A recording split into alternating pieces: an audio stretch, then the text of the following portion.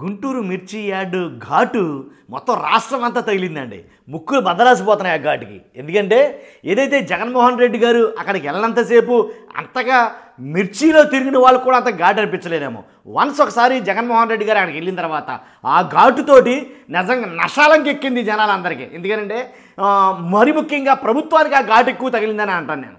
ఎందుకంటే ఏదైతే మిర్చి యార్డులో రైతులు గిట్టుబాటు ధర లేక అగోలు అక్షరం అంటూ బాధపడుతున్నారన్న విషయంలో, కాబట్టి వాళ్ళ మిర్చికి గిట్టుబాటు ధర కల్పించాలని జగన్మోహన్ రెడ్డి గారు గుంటూరు మిర్చి యార్డుకి ప్రయాణమైనప్పుడు అక్కడ యాక్చువల్గా అక్కడికి వెళ్ళడానికి గ్రాడ్యుయేట్స్ ఎమ్మెల్సీ ఎన్నికల కోడ్ పేరుతోటి గుంటూరు మిర్చి యార్డుకు మాజీ ముఖ్యమంత్రి గారు వైఎస్ జగన్మోహన్ రెడ్డి గారు పర్యటనను అడ్డుకోవాలని పోలీసులు అలాగే యంత్రాంగం అంతా కూడా చాలా మటుకి కొన్ని రకాలైన పావులు కదిపారు వాస్తవానికి. కానీ జగన్మోహన్ రెడ్డి గారు నేను ఖచ్చితంగా అక్కడికి వెళ్ళి తీరాలి కాబట్టి వెళ్తాను అని భీష్మించి కూర్చుని ఆయన బయలుదేరిపోయేసరికి వేరే ఆప్షన్ లేక మొత్తానికి ఎలాగైతేనండి ఇంకా జగన్మోహన్ రెడ్డి గారి దారి సుగమమైంది.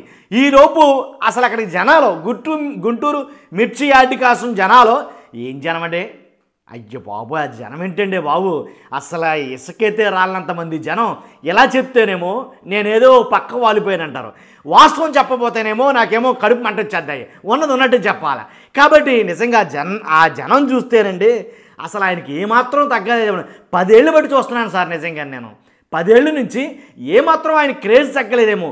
ఓడిపోయాడండి ఆయన ముఖ్యమంత్రి కాదు, కానీ ముఖ్యమంత్రి అసలు అంతకన్నా ఎక్కువ మంది జనం వచ్చారేమో అనిపించింది.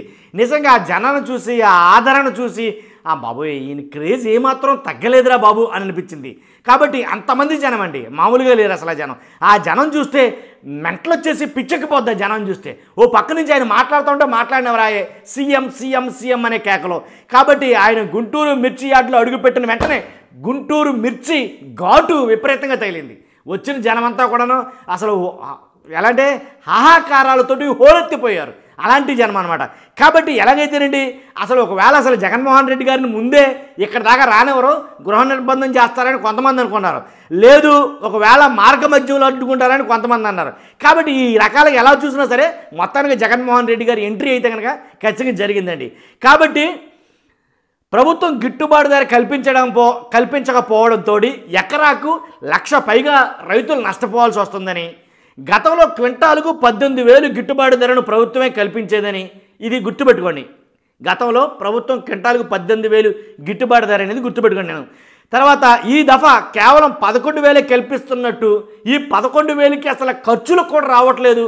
కాబట్టి మేము ఎలా అంటే నష్టపోతున్నాం అని గుంటూరులో మిర్చి రైతులందరూ కూడా నిజంగా జగన్మోహన్ రెడ్డి గారి దగ్గర వాపోయారని, అలాగే జగన్మోహన్ రెడ్డి గారు మేము 18,000 ఇస్తే కనీసం 11,000 ఇవ్వడం మరీ దుర్మార్గమని కానీ ఈ రకంగా మాట్లాడటం జరిగింది. కాబట్టి ప్రభుత్వం ఏం చెప్తుందంటే కనుక కూటమి ప్రభుత్వం ఏం చెప్తుందంటే జగన్మోహన్ రెడ్డి గారు మిర్చి ఏదైతే గుంటూరు మిర్చి మొత్తానికి గిట్టుబాటు ధర అన్నారో దాన్ని 18,000 ఇచ్చామన్నారు సార్. అది తప్పు. 18,000 ఇవ్వలేదు అసలు. జగన్మోహన్ రెడ్డి గారి ప్రభుత్వం ఇచ్చింది 8,000 మించి ఎక్కువ ఇవ్వలేదు, 6,000 8,000 ఇచ్చింది అంతే అని ఒక రకమైనటువంటి ప్రచారం అయితే చేస్తున్నారు. ట్విట్టర్ వేదికగా చాలా వీడియోలు అయితే వస్తాయి, చాలామంది పోస్టులు చేస్తున్నారు. జగన్మోహన్ రెడ్డి గారు గుంటూరు ఏదైతే మిర్చి ధరకి గిట్టుబాటు ధర 18,000 అనేది కరెక్ట్ కాదు, అది అబద్ధం. 18,000 ఇవ్వలేదు, 8,000 మించి ఇవ్వలేదు అనేది ఒక రకమైనటువంటి వాదన జరుగుతుంది. ఇప్పుడేంటి జగన్మోహన్ రెడ్డి గారు మేము 18,000 ఇచ్చాం, కనీసం 11,000 అయినా చెల్లించాలి కదా.